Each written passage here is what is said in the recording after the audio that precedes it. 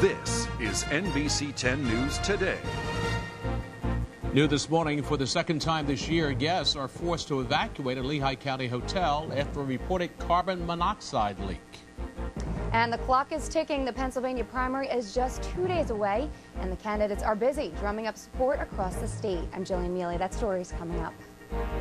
And a live look out of New York this morning. This is ground zero. Thousands of families of 9/11 victims will gather to receive a blessing from Pope Benedict XVI.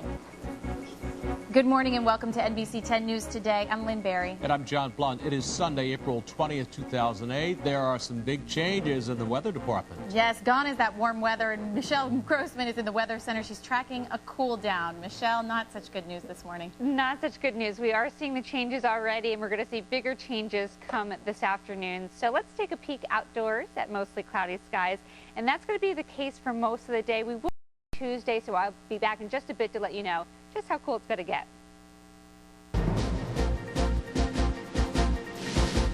48 hours from now, Pennsylvanians will finally be going to the polls. Now, this will be the first time in decades that Democrats here will be casting a presidential primary vote that actually matters. The last time was when we put Jimmy Carter over the top.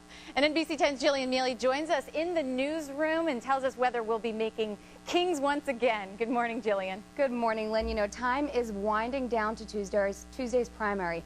Both Senators Barack Obama and Hillary Clinton are campaigning all over the state today. They're trying to fire up supporters and get those voters who are still undecided to lean their way. Yesterday, both candidates made stops in our area. There were some people, as you might remember, who didn't want Pennsylvania.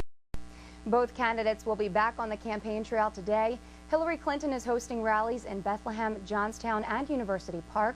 Barack Obama will be in Reading and Scranton as part of his On Track for Change tour. Live in the News Center, Jillian Mealy, NBC 10 News.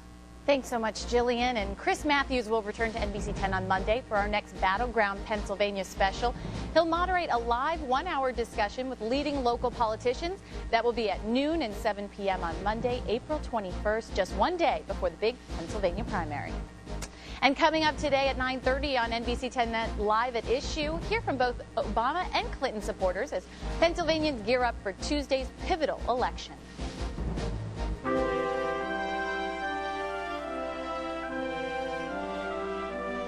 Today is the last day of Pope Benedict's historic visit to the United States. Once again, the pontiff is expected to make history.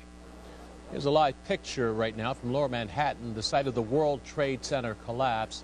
This is where 7 years after the September 11 terror attacks, the remains of more than 1,100 victims still have not been found. Pope is expected to meet with family members for a moment of silence, all just one day after the Pope again acknowledged the sex scandal that's tarnished his church. I simply wish to assure you, dear prisoner-witches, of my spiritual closeness as you strive to respond with Christian hope to the continuing challenges that the situation presents.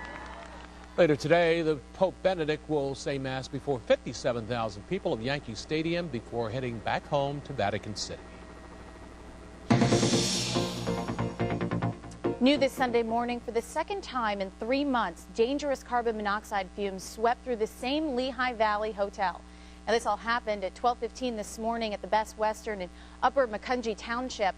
All guests were evacuated. Fortunately, no one was hurt, and after 4 hours, everyone was allowed back in. Now, back in January, one man died at this same Best Western hotel when he was overcome by deadly fumes.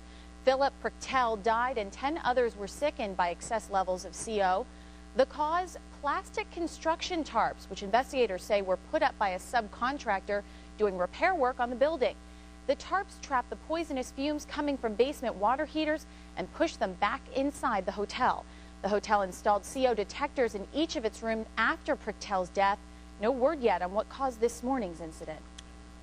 Also new this Sunday morning, a deadly shooting in Philadelphia's Albany section leaves one man dead. It happened just after 4 a.m. this morning at 5th and Somerville Streets. Now, this is where police found a man in his car. Police are saying the victim had been shot to death, and according to police, the victim was in his 60s. Still no word yet of an arrest or a motive behind the murder. And a teenager is dead after shooting in southwest Philadelphia, 8600 block of Hobson Street in the city's Elmwood section. Police say that a 19-year-old man was shot several times. He was rushed to the hospital where he later died. There's been no arrest in this case either. Also in the news this morning, a terrifying accident along Philadelphia's Kelly Drive leaves a little boy fighting for his life. The drama unfolded yesterday afternoon near Boathouse Row. That's when police say a car suddenly rolled into the Schuylkill River with a 6-year-old boy inside.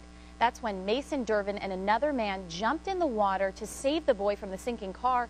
The child was rushed to the hospital where he remains in critical condition. Police say the boy's mother was standing outside the car when it rolled into the river. The sports world is stunned this morning by the unexpected death of a Philadelphia sportscaster and former Major League ball player.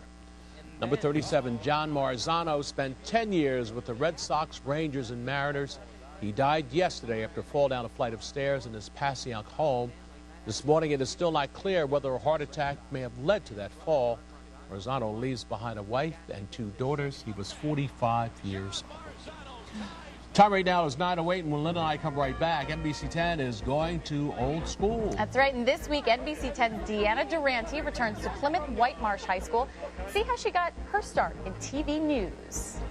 And get ready to pay more money at the pumps. Find out when OPEC says oil prices are going to go even higher coming up. You're watching NBC 10 News Today.